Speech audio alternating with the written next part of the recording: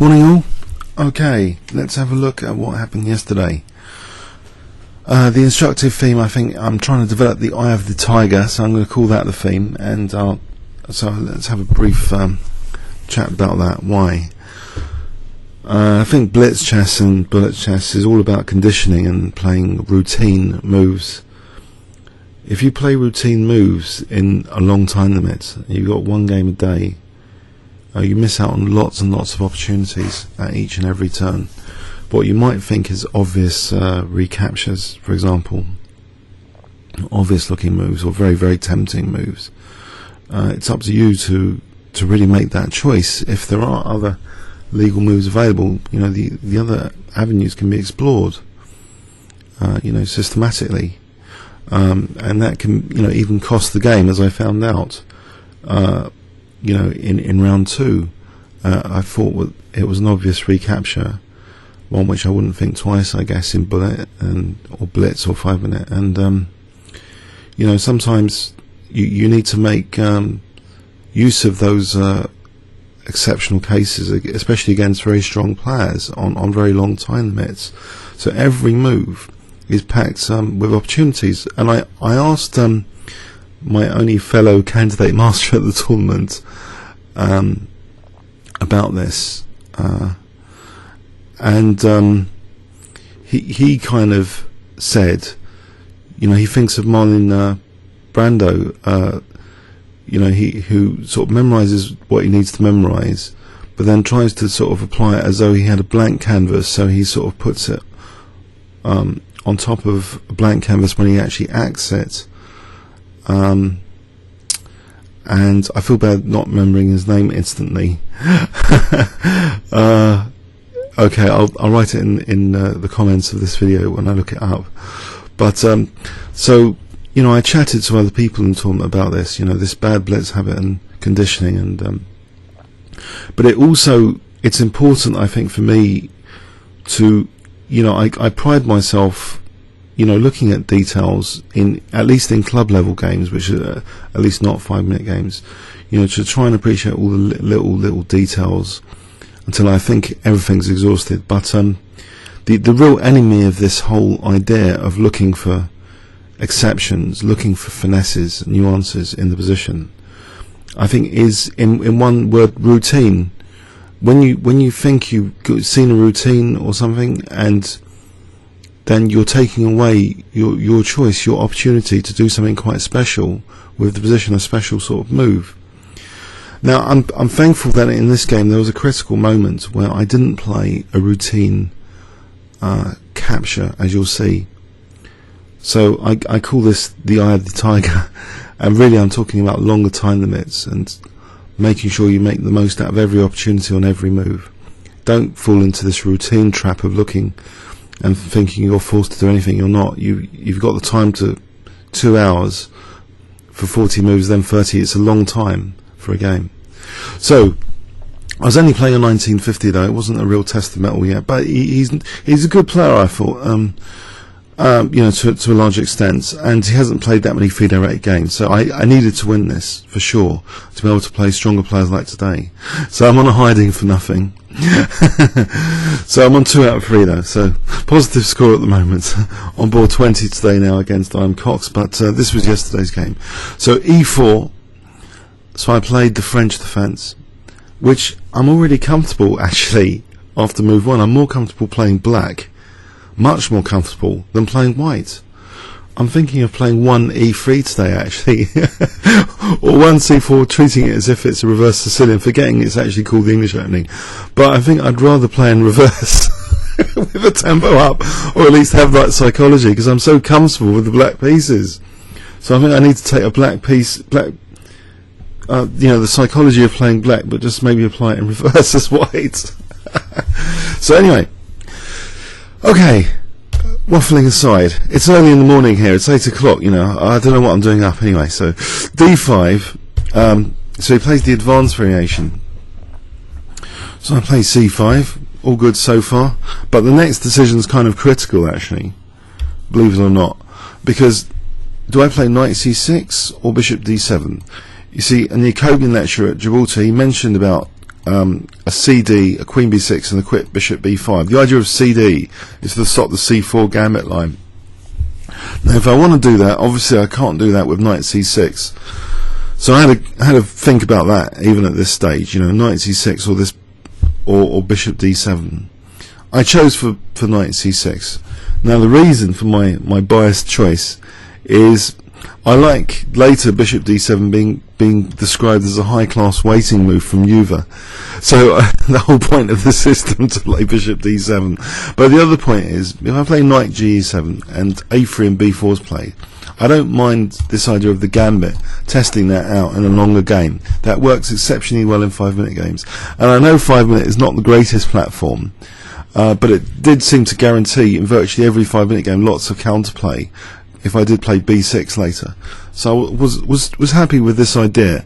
I've got this nice quiet waiting system, you know, and I'm looking forward to A3 B4 instead of being scared of it.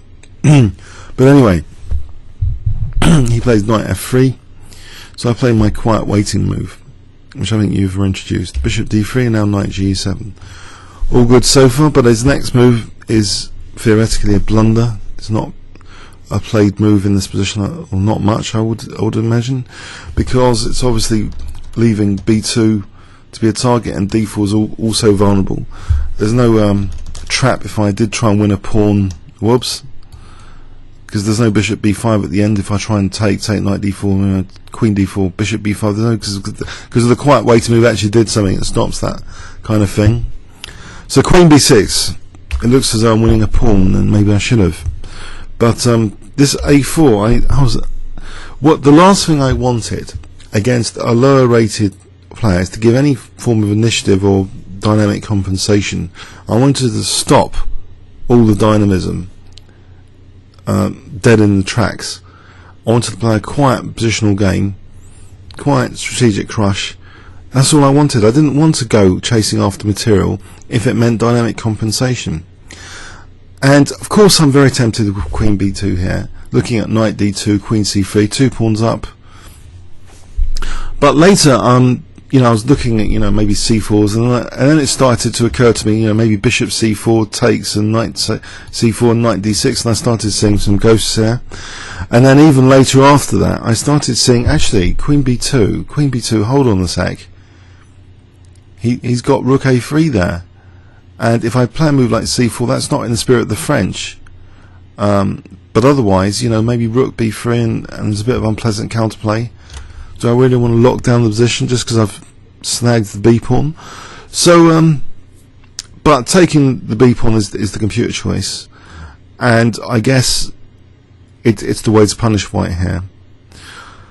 But I didn't want to enter complications, and I was also kind of wary, you know, that maybe this is lulling me into false sense of security. This is a weird kind of new trap that I haven't read about recently, because white, you know, has got all the pieces out of the box, unlike my first round opponent. So there's more to be scared of here. Okay, but if we look at a concrete line, Queen takes B2. So the disaster line, knight BD2, I can just take. If Bishop B5, C4 massively, you know, where's the compensation, basically? Where? There's nowhere. I don't think, you know, Rook C1. Let's say Bishop takes C4 to try and get into D6. This isn't a big deal, surely. Oh, I don't really want to engine check this, but let's do it. Okay, it's -2, but let's see, C4. So we're saying Bishop takes C4, for example. Rivka, of course, just snaps it up. Okay, let's take. No, we can't take. It's pinned. That's an observation validated by the engine because I'm not awake. The knight's pinned, so forget knight C4s. So where is the compensation here? There's no compensation.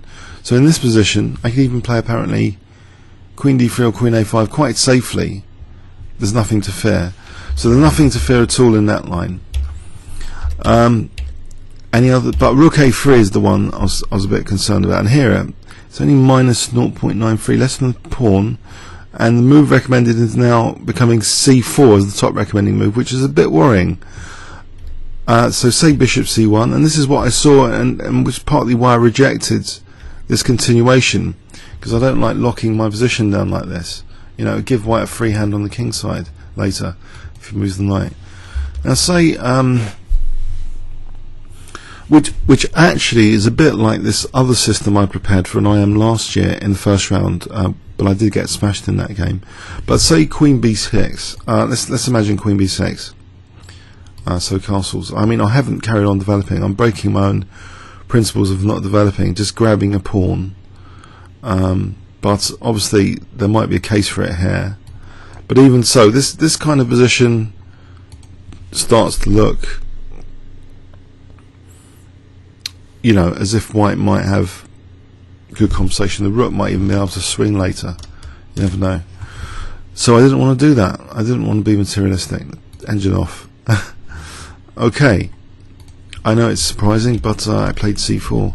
Okay, I'm blocking in the position, but I've got a particular idea to seal b3.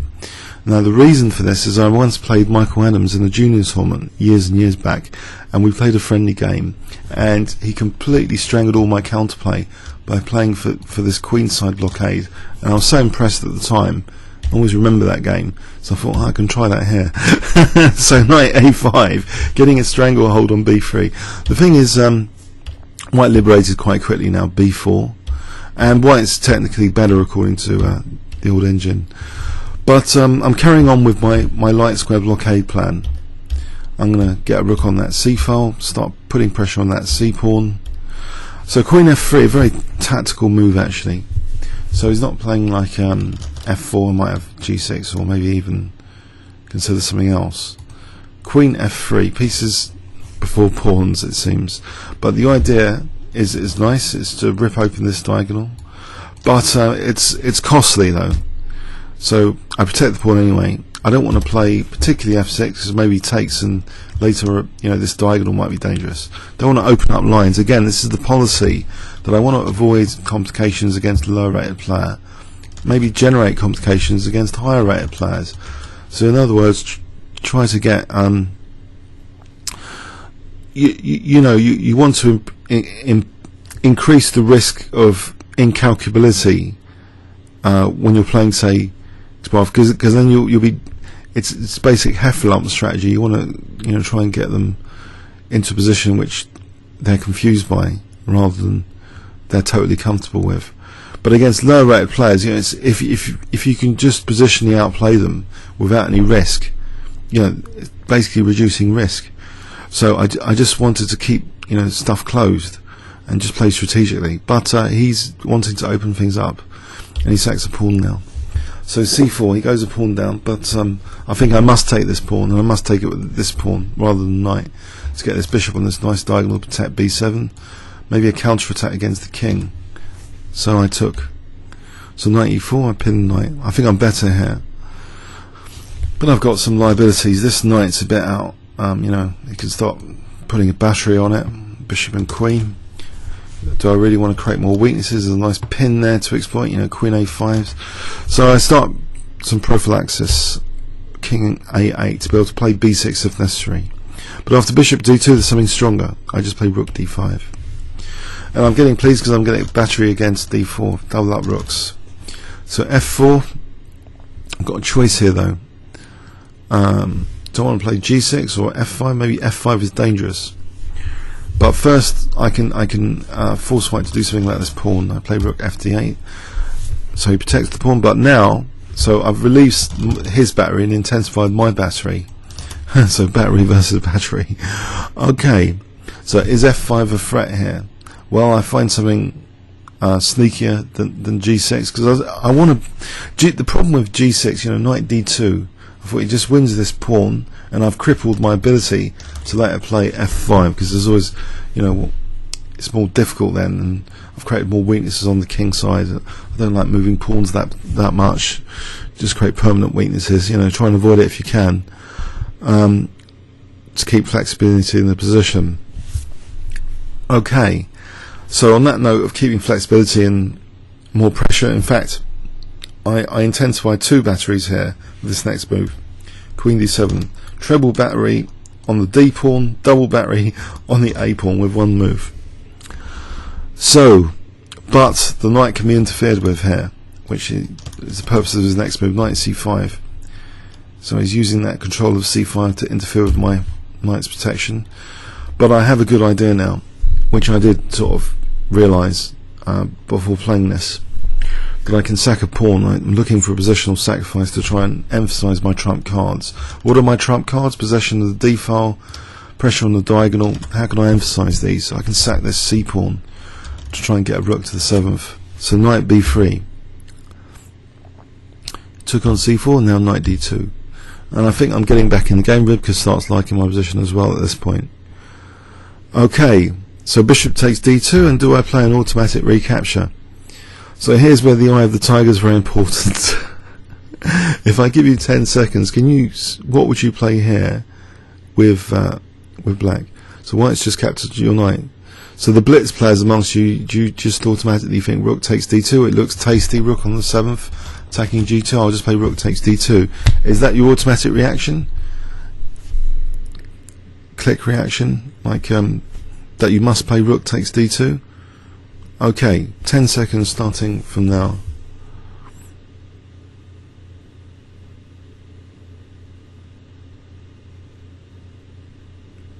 I thought there's a problem with rook takes d2 and bishop e4. It's unsatisfactory, I thought. And then I started looking at the position in more detail, putting the high resolution glasses on.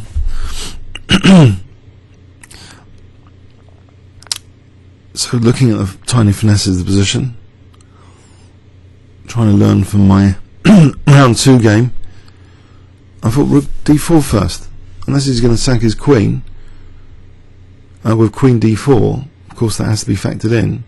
This looks as though it's got all the benefits of rook takes d2 regaining a piece, and more, because there wouldn't be bishop e4 so easily. And I was right. But I did play Inakri soon after. So rook takes d2. So rook fd1, very cunning move. So he's giving his king an escape square. He's allowing rook g2. And I was thinking, do I want to take? Is that another sort of automatic move? Well, as it turns out, rook g2 is a very good move, but for reasons which I couldn't comprehend yesterday, because the line I was looking at was just taking and then returning back. And this might reach this kind of endgame where my back row is exploited for this tactic here, and this endgame might not be so clear. So I found a more dangerous endgame for white. I thought, hold on. Okay, again, let's get out of routine here. Let's not play rook g2. That'll be another routine move. So I have the tiger. I thought, let's sort out the back rank, because he doesn't really want to exchange on d2, because I'll be threatening mate then. And he doesn't want to leave my rook on the 7th, because that would be better than the other bishop ending. So I thought a6, to sort out this back row issue. Okay. The thing is, there was a very strong continuation. Rook takes g2, okay, and this is something I completely missed. King f1. There's a very strong move here, because I thought I had a back row issue and I was tied down, but actually this isn't apparently as tied down as I imagined.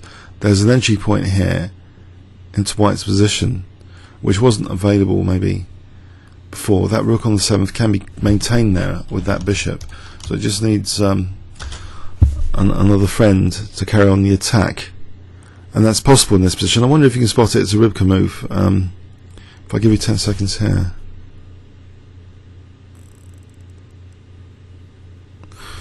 Okay, queen e7. Forget going back to d2. So queen e7 actually threatens queen h4.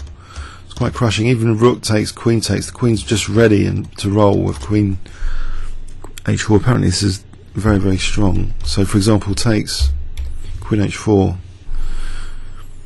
and you know, I'm keeping an eye on that. So the queen's like tied down to the bishop, and this mate threat is kind of unpleasant. If rook d2, then there's queen f4, just winning the rook, I think.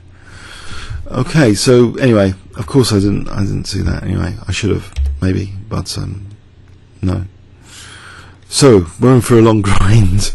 So bishop b3, and now I'm thinking, you know, I could still win the pawn and go back here, but Now f5 is going to be maybe a potential punch that I want to take care of first before going in to win any material. So I played actually another waiting move, g6. There's been two waiting moves. g6, prelude to that was a6. So he actually now protects the pawn, and I'm going to miss my opportunity now to win material, but I'm keeping a good position. I've still got the advantage though. Check, and now he plays king f1. Now here I'm thinking, yeah, I can win a pawn more favourably than that simple bishop ending earlier. I can play rook takes h2 here, leave this rook and pre because of the check on h1. Okay, I like this because I've got targets. From a recent over the board game, John Piggott was going on about having targets, even if you've got a pleasant looking position, you know, is it exploitable? To answer that question, you know, you can look for targets. Are there targets around? You know, not just your pieces looking good. If you can put those two together, it's a nice complementary, good looking pieces plus targets equals exploitability. Thinking about that concept here, bishop's a target for harassment here compared to that simple bishop ending. But he should have taken the opportunity, I think, for rook d8. He was saying that, you know, to try and get in some counterplay. When he missed that opportunity, I blockaded the d-file.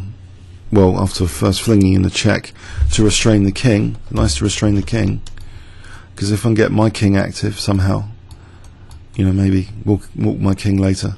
But I blockaded the d-file, bishop d5. My king's got a route now to attack that pawn as well. King's got another route as well, so as I discovered here, because g4 I was starting to be a bit worried about, you know, maybe f5, sack the exchange, e6 is supported by the bishop, could be dangerous. I want to stop all this nonsense, this counterplay. And I was thinking, how do I do this effectively? And the idea came to me that a5, so the idea is like rook b4, and if he takes, the king, you know, is cut off from c3 from this b pawn, and the light squares are cut off. So how now would he get to this pawn? Not only that, vacating a5 means this travelling king to a5 to hit a4. I thought this bishop ending was clear cut. Maybe I'm wrong. Don't really want to analyse it. It looks very good, I thought. So that's why a5, and now rook b4. He dared not to take it, but if the king's cut off, I don't see how the pawn's vulnerable. I don't see how he's creating a pass pawn. Is it f6 and the sack on e6? I don't think so. Maybe f6 and sack on g6 though, and f7 is potentially dangerous. Whoa. Yes. So takes f6. Okay. Engine check this. Is this really a threat? So let's say takes f6. How can white arrange to sack on g6? So say he plays bishop c2. Whoops. Let's wake up. Can white play that? So he's just played f6. Right, give myself a move. Bishop c2. And now, okay, b3 is given. But if bishop c6, bishop g6 equal, so there is a big threat here, because you know this pawn queening. So actually, in this position though, apparently I got b3, b2, drive the bishop back. f3, and I'll be the advantage there. But so there was a bit of a concern here, and I didn't see that. So this is high risk stuff, not calculating f6 and this possibility of bishop c2. This is one of white's last major resources to do with these pawns, and this bishop's not that intelligent to switch back against bishop g6 and f7 idea. So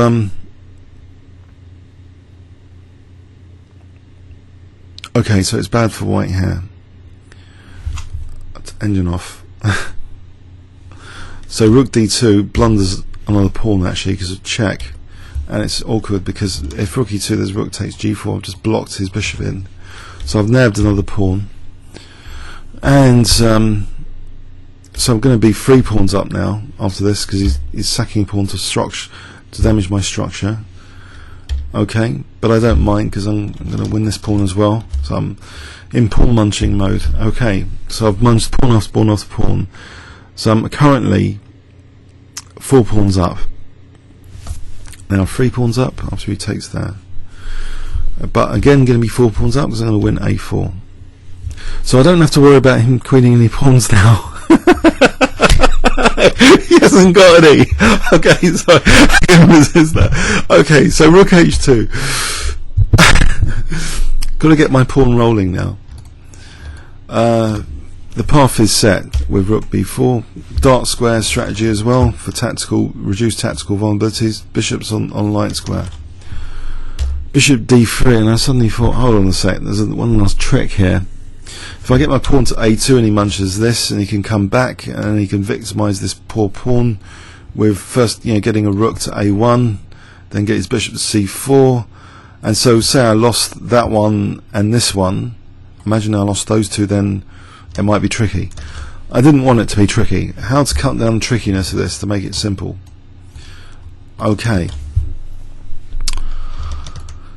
As my good friend Alex was saying, in post-mortem, you've got to make sure there's no chances, otherwise, as we saw, there were still chances with the bishop sack, in that other variation as well. But thankfully, I spot, come on, this must be good. This is 3 pawns up after he's going to win that pawn on h6. I want to get this pawn to a2 with support. I want to cut out bishop c4. So this next move does all that, and it supports f7 at the same time. Bishop d7, I'm rerouting to e6 to support the a pawn.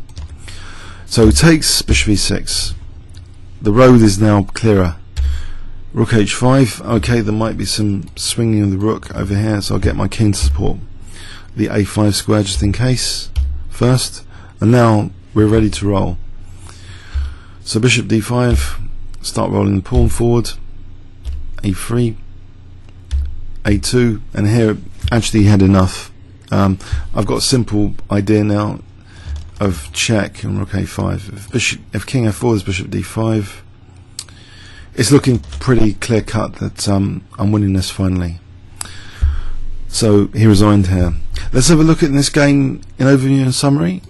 Okay, so I don't know if this is a known gambit of some sort, a positional gambit, because it seems queen b2, rook a3 isn't as bad as it seems. Please tell me I'm wrong.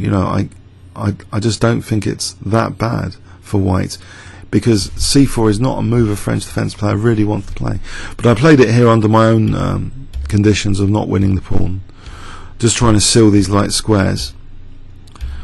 Okay, so I start trying to put restraints on the light squares, in particular c4 and the c file. And he's wanting to open up the position and scare me even more, but I have to take to get the bishop on that nice diagonal. I have to try and minimise the number of pawn moves here, I think. So I was happy with this queen d7. No need for g6. Intensify both of my batteries here, this one and that one. Okay, knight c5. I'm prepared to sack a pawn to emphasise my trump cards in the position. And this nice little in-between move, very important to show that I'm not just a blitz player really, for myself as well, important for myself, but accuracy was still lacking later on, obviously here, not spotting this queen e7 idea after taking on g2. So instead, a couple of waiting moves to try and reach a more favourable endgame. Okay, but I still retain an edge thankfully, so and a pawn up now. He missed his infiltration point, but he would have been losing a4 though as a downside if he did run f7, but it's dangerous, more dangerous than the game continuation it would seem. Okay, so a5. So this last trick of f6 is very, very interesting. So if it wasn't for my b pawn, technically that's not looking too hot for black, in fact. So there's always counterplay in the position you've got to look out for. You might be technically winning, but you've got to squash the counterplay. So rook b4. So thankfully, thankfully I've got the b pawn anyway. If I could find that continuation of b3 and b2, which shouldn't be too difficult because everything else loses on this plan. But he played rook d2, just giving me another pawn, and it started to be a bit more plain sailing here. I was just loads of pawns up, obviously. Okay, and then it was easy after that, finally. Comments or questions on YouTube? I'm playing Iron Cox today on board 20. He's a book author. He's written about dreaded Berlin, boring, dull. And he's also written a converse book about winning with d4, playing the most sharp lines possible, apparently aiming at the 120 to 160 ECF player, which some critics have sort of questioned, because they've got a very high theory overhead. Why would like amateur players want to try and play like professionals, to have to learn all these lines which require masses and masses of opening theory? But anyway, I haven't decided what to play against him, but I nearly drew a few weeks ago against him. A few months ago in a club match, Muswell Hill club match. But yeah, he's a good player. Okay, comments or questions on YouTube? Thanks very much.